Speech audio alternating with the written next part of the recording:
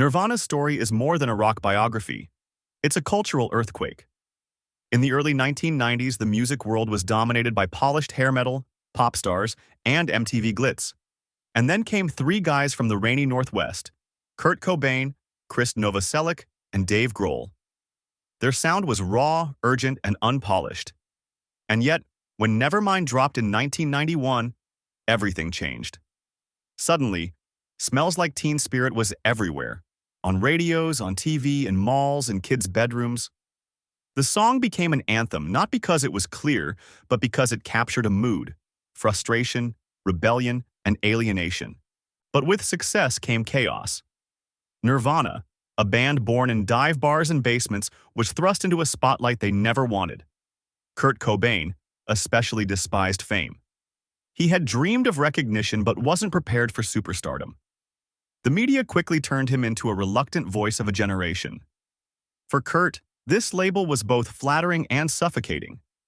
He struggled with depression, addiction, and the overwhelming pressure of carrying the hopes of millions of fans who saw in him a mirror of their own disillusionment. Behind the scenes, scandals brewed. Kurt's relationship with Courtney Love was scrutinized and demonized by tabloids.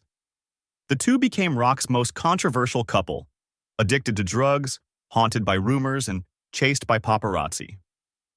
Their lives played out like a punk soap opera, and the press fueled every possible fire.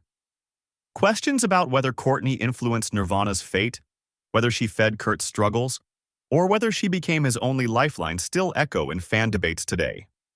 The darkest scandal of all was, of course, Kurt's death. In April 1994, at just 27 years old, Cobain was found dead in his Seattle home. The official story was suicide: a shotgun, a note, and the end of grunge's reluctant hero. But like every great rock tragedy, conspiracy theories immediately grew. Some believed Courtney had a role. Others insisted Kurt was too heavily drugged to pull the trigger. Books, documentaries, and amateur investigations continue to fuel the mystery. Whether it was a personal decision or something more sinister, Cobain's death froze Nirvana in time. Beyond the tragedy, Nirvana's music carried its own controversies. Songs like Polly and Rape Me were written as social critiques, but they were often misunderstood, drawing outrage from conservatives and praise from fans who saw them as brutally honest commentaries. Their MTV Unplugged session in 1993, Hauntingly Fragile and Painfully Beautiful, now feels like a farewell letter in music form. And then there was the lawsuit. Nirvana faced bitter battles over royalties, rights, and control of the band's legacy after Cobain's death. Dave Grohl and Chris Novoselic often clashed with Courtney Love over decisions about Nirvana's catalog, unreleased tracks, and Cobain's image. Even decades later, the fight over Nirvana's ghost has never fully ended. But Nirvana's scandals weren't only personal, they were also cultural. They blew apart the glossy illusion of rock and roll excess. They showed that fame could be poison, that honesty could be dangerous, and that a band could change the world with just 3 chords. For every fan who found salvation in their music, there was a critic horrified by their nihilism. For every teenager who wore flannel as rebellion, there was a record executive cashing in on the movement. Grunge became a fashion trend, and Nirvana, ironically, became a brand. And yet, Nirvana remains untouchable.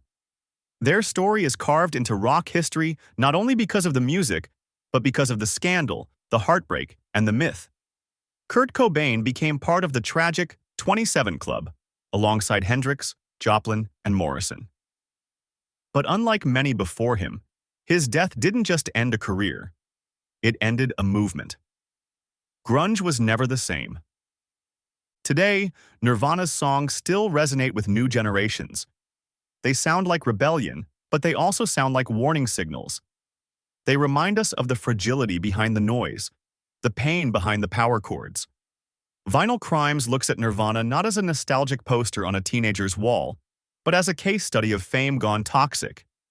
Their music remains immortal, but their story is a cautionary tale about the cost of success, the hunger of the media, and the fine line between art and destruction.